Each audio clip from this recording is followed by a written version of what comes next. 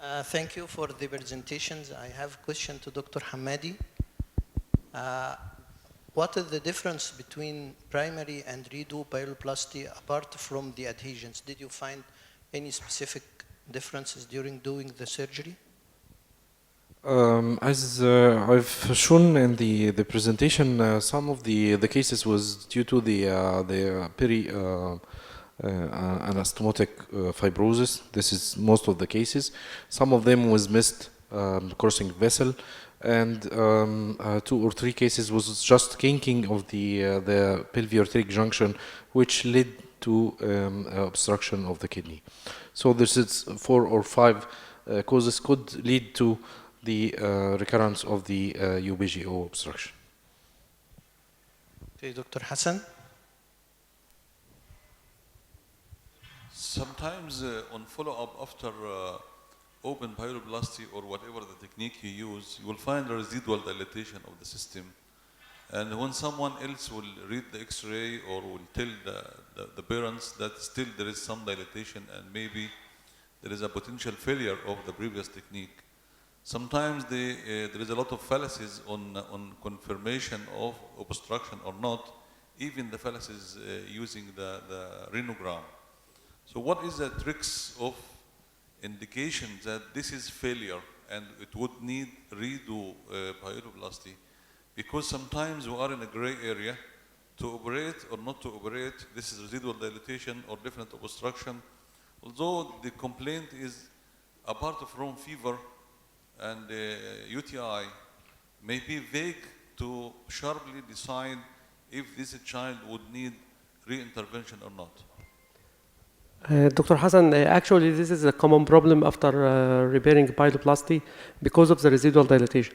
Even we have noticed that even after reduction of the renal pelvis, still the intrarenal pelvis and still the calyces are dilated, so it gives a false impression on the renogram during the follow-up.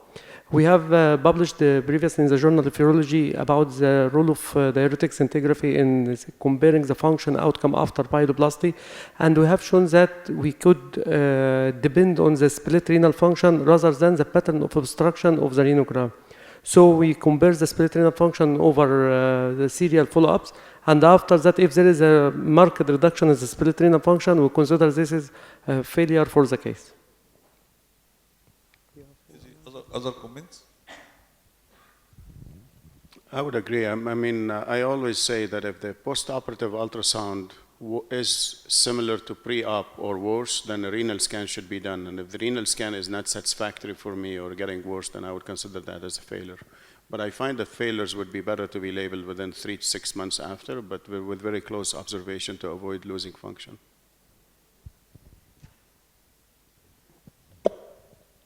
Yes, Dr. Choma? My question about the robotic assist pyroplasty in the pediatric age group. Dr. Celia, I noticed that you put a double G, which sometimes a little bit difficult to be inserted, particularly in the pediatric age group if you are dealing with 2 years or 1 year. Have you ever met a problem with fixation of double G, and in such situation, do you rely on pyrourethral external stent, or you leave it as stentless pyroplasty? I agree with you. Especially in infants, there's a higher risk of the problem about insertion of the double J stent, especially through the uretero-vesical junction. But this is not the problem of robotic surgery. This is also the problem of laparoscopy and open surgery as well. So in that case, I put a transanastomotic stent, as you said, PLO ureteral stent, not like a nephrostomy tube. PLO ureteral stent, and it's externalized, and then keep it for 1 or 2 weeks, and then just remove it in the outpatient. Actually,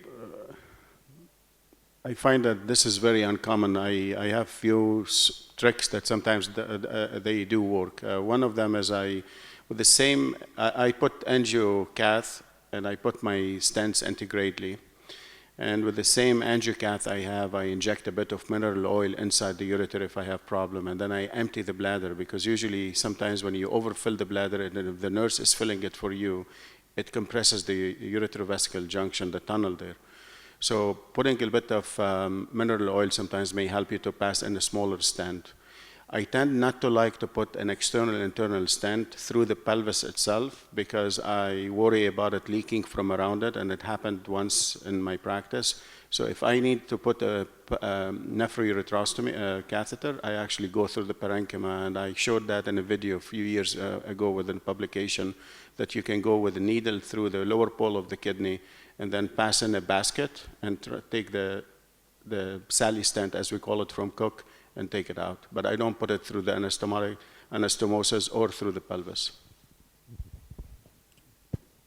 May I just ask a question further, comment? Maybe brilliant presentations, everybody, and I think clear message that this is not about whether laparoscopic or robotic surgeon is extremely important. I don't think the people who are less experienced should try to redo pyroplasties with the laparoscope or robot unless they are very experienced.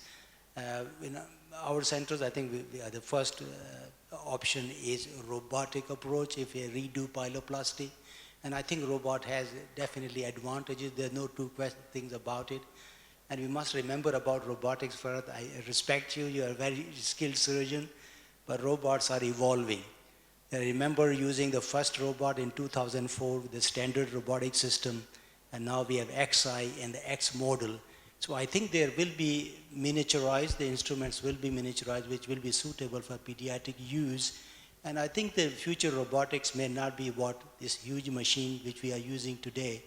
So therefore, I think there will be, robotics role will be there. I think it will increase, and I think hopefully that with miniaturization of instruments, you will probably have access to those robots which will be specifically for children. So definitely both approaches are equivalent, but in experienced hands, they can both achieve excellent results. Any other questions? Walid, Dr. Walid? My question is for Dr. Masroor and Dr. Walid about, robotic pyroplasty and the robotic surgeries in general. Do you think it has two components? First of all, do you think that the amount of data grabbed during robotic surgery is just justified? They are collecting now data about everything you are doing, all your kinetics, your signature, everything. The signature of surgeries, everything. All the scenarios are there, are stored somewhere in a server. Do you think in the future, maybe after 10 years, maybe after 5 years, it will be like Siri, you will be replaced, and then we don't need a surgeon as a console, and then the robotic surgeon will be ended and the laparoscopist will still survive? So I need to understand, is this just justified to collect all of this data in one server somewhere? Sir, I couldn't get the question clearly. Can you say it again? With the advancement of artificial intelligence and yes. We are defending technology now, and they are collecting a huge amount of data. Are we not going to need the surgeons in the future? That's what you asked? I don't know. I don't think so. It's not going to be possible. But of course, those instruments are going to facilitate the process. Maybe the costs are going to get decreased. It is going to be available at every institution, and there will be more mobility of the robots, maybe just on the side of the operating table. You don't need to move the whole patient cart. So it's going to be better and better every year. But of course, the surgeon and the human are going to stay there. Dr. Hassan? Maybe a question to Dr. Al-Hamadi is in case of redo surgery.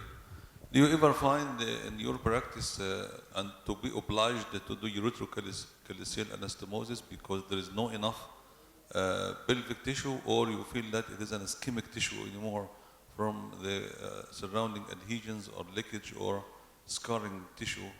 Because the vascularity of the anastomosis is quite important in prevention of future recurrence.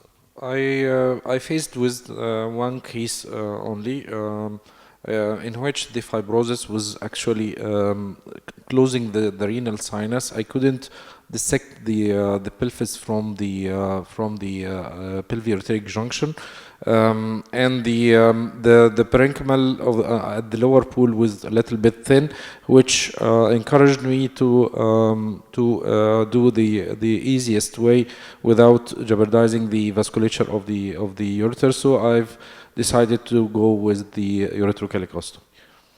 And you keep the stent the same time as fresh case in redo surgery, or you keep it longer?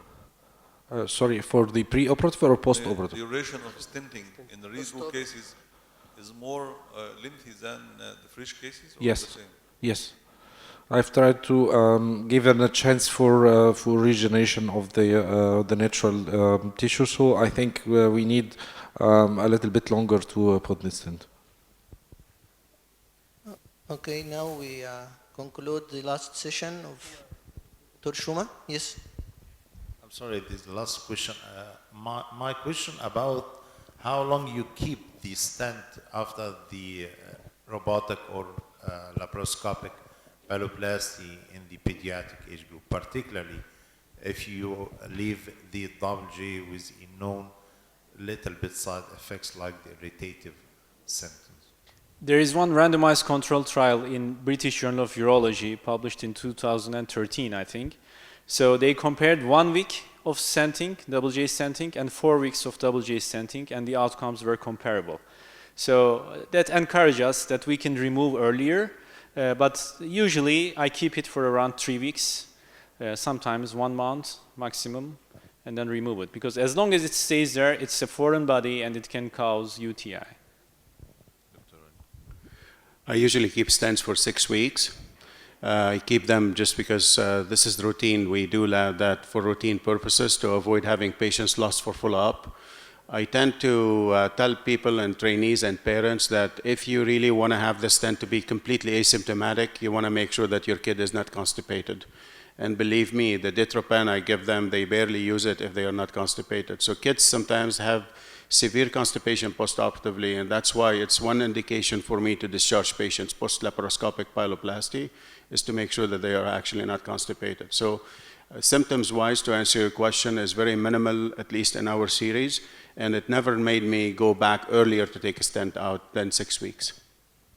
When we were resident, we usually do an open pyroplasty in the pediatric or even in the adult, and we usually keep the nephroureterostomy stent just for 10 days. For me, with the lap pyroplasty, I also keeping the double J for 1 month, but I wonder why is that? I mean, why with the open surgery we used to keep the stent just for 10 days while we are a little bit skeptical with the laparoscopy and the robotic and keep it for 1 month?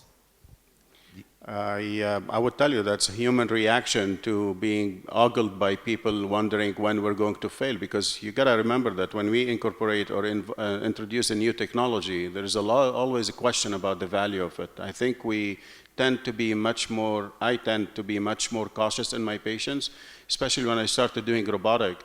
I tended to do more ultrasounds for them, more imaging, the same way I used to start doing laparoscopic procedures about 15 years ago. I did more imaging for them because I wanted to make sure that I would not be falling into that trap of being told I'm giving better outcome than the open procedures. So I think that might be the reasons to why we are a bit more cautious and we leave stents longer maybe for laparoscopy.